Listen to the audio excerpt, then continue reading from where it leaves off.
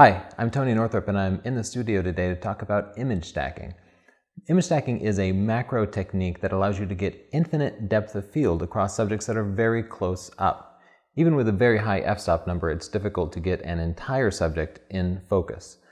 In a previous video, I covered different types of macro photography equipment. You don't need any special equipment to do image stacking. All you need is a lens that can manually focus and something as inexpensive as extension tubes, which you can get for as cheap as 10 or 15 bucks.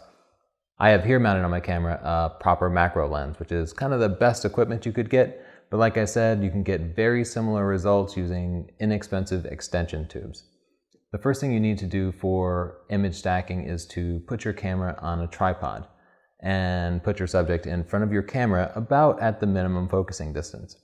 You want to make sure that the nearest edge of your subject is in focus. Throughout the course of it, you will change the focus on your lens and take shots at intervals so that you get one shot of each different part of the subject in focus. Later, we'll go back to the computer and combine those different images into a single image that shows the entire subject in focus. So let's get started with the process. I'm going to take the picture of this purple Gerber daisy. Before I do, I will spray some water on it just to make it a little more attractive. Now I'll put my camera into position so that the closest edge of the subject is in focus. And I'll take my first shot. As you can hear, it's a very long shutter speed. I have my camera at ISO 100, which gives me noise-free images, and f13. I'm allowing it to auto-expose the subject. So I'm going to look at that first image and I'm going to make note of the shutter speed that it picked. That was a 2-second shutter speed. Now I'm going to switch my camera to manual mode and pick those same settings. With my first shot down, I'm going to look at the image on the preview and see just how much of the flower is in focus. I want to determine the depth of field because I want to refocus so that my next shot will include some overlap sharpness. Eventually, I want to take enough pictures so that I get the entire subject in focus. So I have an idea of where I need to focus next. It's going to be the first point that's a little bit blurry when I'm zoomed in. And I will zoom in and take another shot. Now I'll repeat that process until I've taken 15 or 20 shots that include the entire flower in focus.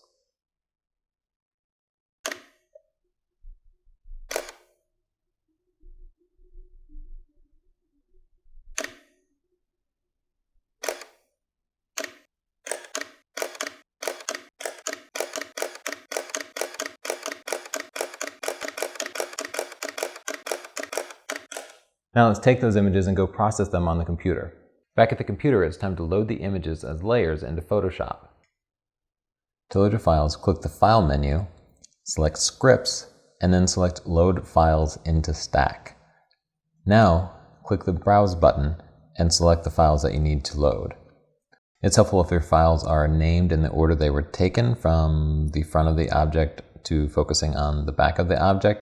But cameras usually number pictures sequentially, so this should happen automatically. Here I'm clicking on the first object and then shift-clicking on the last picture to select everything. Now in this dialog, you'll want to select the Automatically Attempt to Align Source Images checkbox.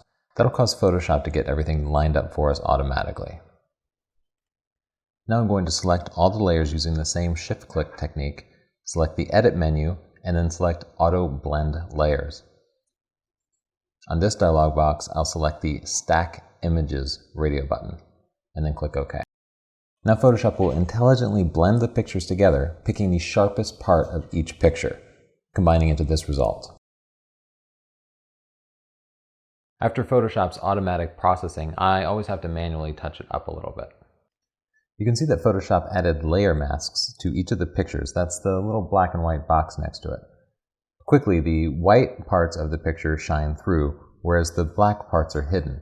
So what you'll see for each picture is that Photoshop picked the sharp parts of the picture and colored in the layer mask white for that image.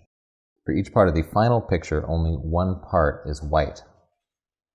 Now I just need to crop the picture down. If you recall, when we were taking the pictures, I warned you that you needed to shoot a little wider than you thought you needed because of this. You'll end up cutting off the edges of it. Now's a good time to take a look at the judgments that Photoshop made. And if Photoshop picked from the wrong picture for any part of your image, you could go in and adjust the layer mask so that it picked from a better picture. Once you're done, go to the layer menu and merge all the layers using the merge layer option. This just makes it easier to work with. For example, I want to fill in this corner here using the content aware fill. This would be rather difficult to do with the multiple layers, but it's easy to do once you merge all the layers together. Here's the finished result showing the entire flower in focus. This is something that wouldn't have been possible with a single image, regardless of what camera settings you chose. This is for chapter 12 of my book, Stunning Digital Photography, available at Amazon now. If you buy the book, you'll find many more videos like this embedded in it, videos that you won't find anyplace else.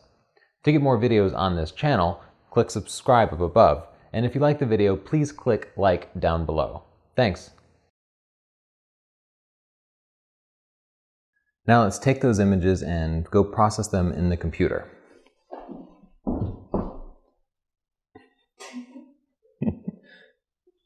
I pretty much nailed that.